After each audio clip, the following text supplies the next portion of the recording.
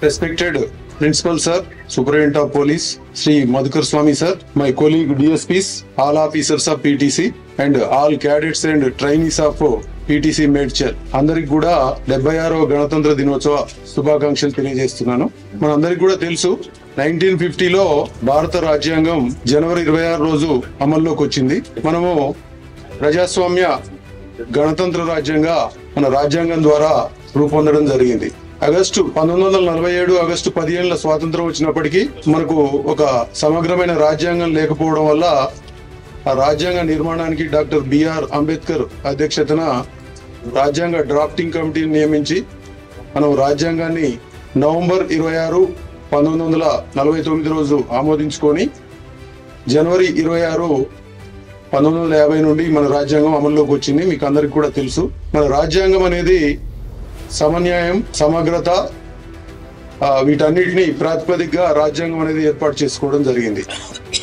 అంటే పర్టికులర్ గా మనం పోలీస్ డిపార్ట్మెంట్ కు సంబంధించిన వాళ్ళం కాబట్టి ఇదేంటంటే ఏవైతే ఈ రాజ్యాంగాన్ని కానీ తర్వాత ప్రభుత్వాలు రూపొందించిన చట్టాలని, పార్లమెంట్ రూపొందించిన చట్టాలని కానీ వాటిని పటిష్టంగా అమలుపరచాల్సిన బాధ్యత పోలీసు అధికారులుగా మనందరి మీద ఉంటది. కాబట్టి ఆ ప్రజలకు ఎలాంటి పార్షియాలిటీ చూపించకుండా అందరినీ కూడా సమానంగా చూస్తూ వాళ్ళకి సమన్యాయం అందేటట్టు మనం కృషి చేయాల్సిన బాధ్యత ఉంది. అలాగే సమగ్రత, దేశ సమగ్రతను కూడా కాపాడాల్సిన అవసరం ఉంది. కాబట్టి మన మీద చాలా గురుతరమైన బాధ్యత ఉంది. ఇది మనందరికి కూడా తెలుసు. పర్టికులర్ గా ఈ పీటీసీకి సంబంధించి చూసినప్పుడు చాలా డెవలప్మెంట్ కార్యక్రమాలు, ఈ ట్రైనింగ్ కు సంబంధించి రకరకాల కొత్త టాపిక్లు, సిలబస్లు ఇవన్నీ కూడా గత బ్యాచ్ల కంటే అంటే పర్టికులర్ గా 1920 బ్యాచ్ తర్వాత అనేక సబ్జెక్టులు మనము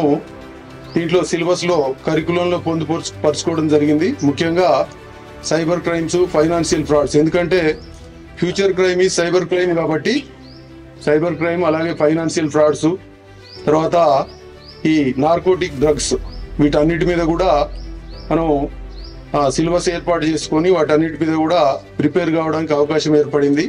మీరు జాగ్రత్తగా గుర్తుంచుకొని రేపు ఇక్కడ ట్రైనింగ్ అయిపోయి మీ యూనిట్స్కి వెళ్ళిన తర్వాత వాటన్నిటిని కూడా కరెక్ట్గా ఇంప్లిమెంట్ చేసి ప్రజలకు మీరు ఎంత బాగా ఉపయోగపడితే సార్ అనుకున్న అది సార్థకత నెరవేరుతుందని చెప్పి నేను ఆశిస్తున్నాను. ఈ సందర్భంగా నాకు జనవరి 26 సందర్భంగా, రిపబ్లిక్ డే సందర్భంగా ఇక్కడ మాట్లాడడానికి అవకాశం ఇచ్చినందుకు మన ప్రిన్సిపల్ సారు మధుకర్ స్వామి సార్కు కృతజ్ఞతలు తెలియజేస్తూ, అలాగే మీ అందరికి కూడా కృతజ్ఞతలు తెలియజేస్తూ ముగిస్తున్నాను. Thank you.